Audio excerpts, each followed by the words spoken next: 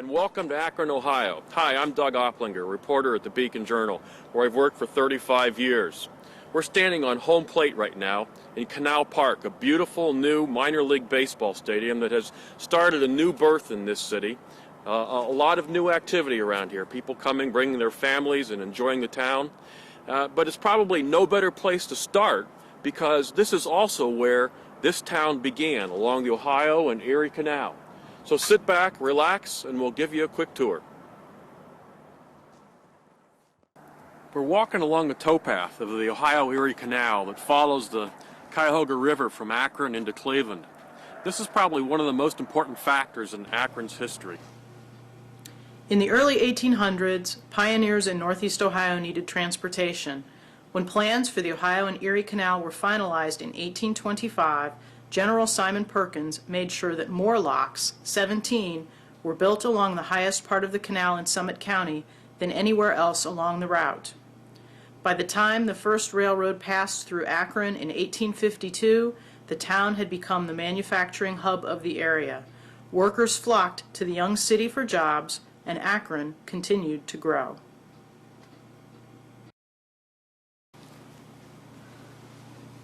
In 1870, Dr. Benjamin Franklin Goodrich moved his small rubber business to Akron. The original factory sat next to the Ohio and Erie Canal near downtown and became the first rubber plant west of the Alleghenies. The B.F. Goodrich Company grew to be a giant in research and aerospace. With Goodrich's arrival, a new era began in Akron. In 1898, Frank Seiberling and his brother Charles set up shop in their father's old strawboard factory on Akron's east side. Today, the Goodyear Tire and Rubber Company continues to be a major force in Akron, employing about 3,000 people. Harvey Firestone opened his own rubber company in 1900, followed by William F. O'Neill, who opened the General Tire Company in 1915. Again, Akron became a place to find work, and people flocked to the city. Goodyear's Frank Seiberling, along with Harvey Firestone, fostered planned developments near their factories. The homes were charming and comfortable, and the neighborhoods, called Goodyear Heights and Firestone Park, are still vital today. Seiberling also built Stan Hewitt Hall. The Tudor Revival Mansion contains 65 rooms and boasts some of the finest gardens and landscaping in the region.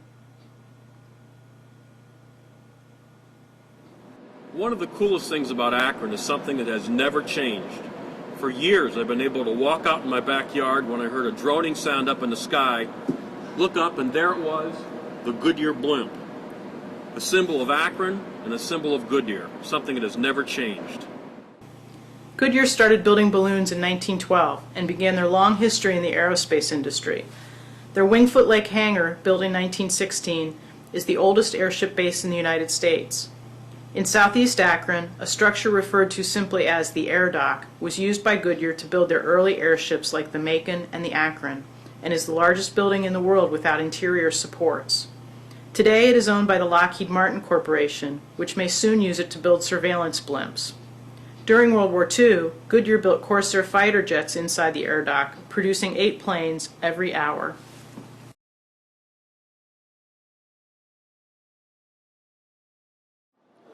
We're now on Building 41, which at one time was part of the huge B.F. Goodrich complex in downtown Akron.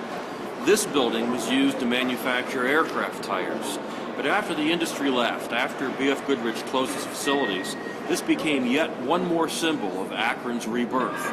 A company called Advanced Elastomer Systems that was based in St. Louis bought the building, moved its people here, revitalized the whole facility, and now it's not only the headquarters of the company, but they have made the main floor a new part of downtown, with restaurants, child care facilities, and a lot of other services. AES started the revitalization at the south end of downtown with all private money. But now we're in the $57 million library that's at the north end of downtown. It's starting another revitalization with both public and private money. The Akron Art Museum is part of downtown's rebirth and has broken ground on a $30 million addition. The project will triple gallery space, allowing greater display of the museum's most important collections. The Civic Theatre, built in 1929 as a Lowe's theme theater, has been restored to its original glory and is thriving as one of the 5 remaining atmospheric theaters in the United States. Akron's Lock 3 Entertainment Complex, new to downtown, offers open-air concerts and a farmer's market during summer months, and ice skating and a German arts fair in the winter.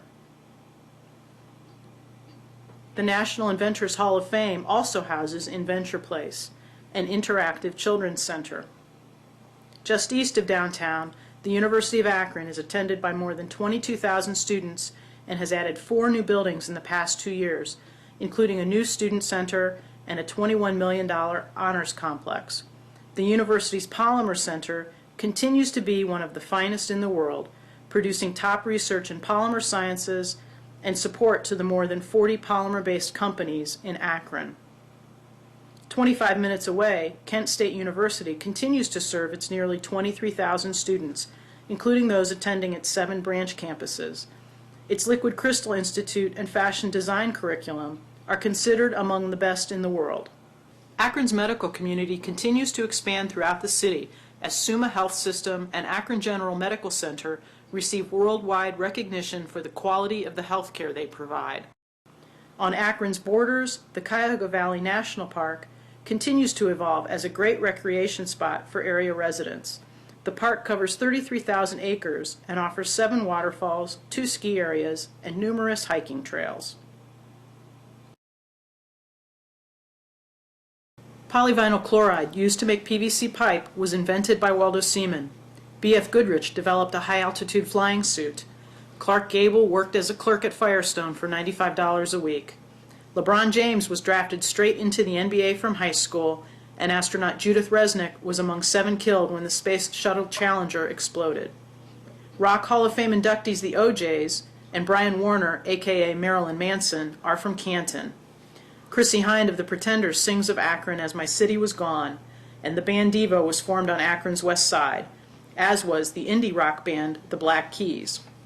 Grammy winner James Ingram and Melina Kanakarides from CSI New York are from here. So is model Angie Everhart, most recently of Celebrity Mole fame. Poet laureate and Pulitzer winner Rita Dove graduated from Buchtel High School.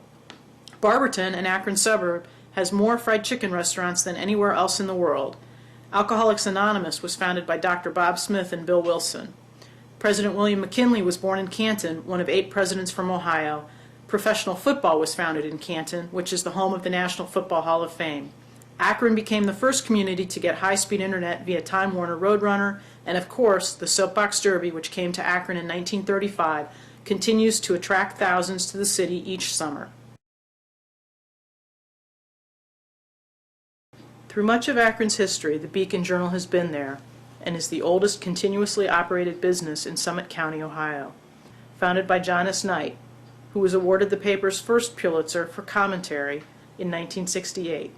3 more Pulitzers followed, for local news reporting in 1971 for coverage of the shooting deaths of 4 Kent State students, for general news reporting in 1987 for coverage of the attempted takeover of Goodyear. In 1994, the gold medal for meritorious public service was awarded for A Question of Color, which examined racial attitudes in our community. No other newspaper of similar size has been honored as frequently. After 9/11, our readers were looking for ways to help. With the Beacon Journal as a major sponsor, the Greater Akron Firetruck Fund was created. Within 3 weeks, 55,000 contributors had given $1.39 million. The Beacon Journal Charity Fund provides orthodontia and glasses for children in need, and the Millennium Fund for Children provides grant monies for children's groups. The Beacon Journal is a founder of First Night Akron, an alcohol-free New Year's celebration, and participates in Kids News Day, which raises money for Children's Hospital. The Beacon is a major sponsor of each year's United Way Fund Drive and supports the annual drive of the local food bank. The newspaper sponsors an annual corporate spelling bee to raise money for the local literacy council and a scholastic spelling bee for area students. Here at the Beacon Journal, we're committed to working every day to build on our legacy of journalistic integrity and community service and remain and grow as a vital part of Akron. So we've come full circle. We're back in Canal Park where it all began. We hope you enjoyed the trip. Hope you come back this spring and join us in a baseball game. Correct and whip. Give the pass a slip. Step on the quick. Break your mama's back. When a problem comes along, you must rip it before the cream sets out too long. You must rip it. We'll come at night for great parties and tour of Akron, and it's no better. This is no better place to start than along. Oh, gosh, dang it! I got to do this again. A symbol of a new birth in Akron. Tires, a grimy old plant, which at one time was part of the proud history of this town, but that's changed. Today, it's the home of a new company that is called Advanced Elastomer Systems. Our restaurants, child care facilities, and the headquarters of the folks who run Advanced Elastomer Systems in the top floors. That sucks. The Kitty Hawk of the lighter than air industry. Here they make blimps, and they keep their blimps, the symbol of the company. I forget where I was going with that. Okay. Thing that has never changed. For years I've been unable to... One of the coolest things about Akron is something that has decades. Oh, I blew that. 1918, and built... I think maybe we ought to stick with the one we had.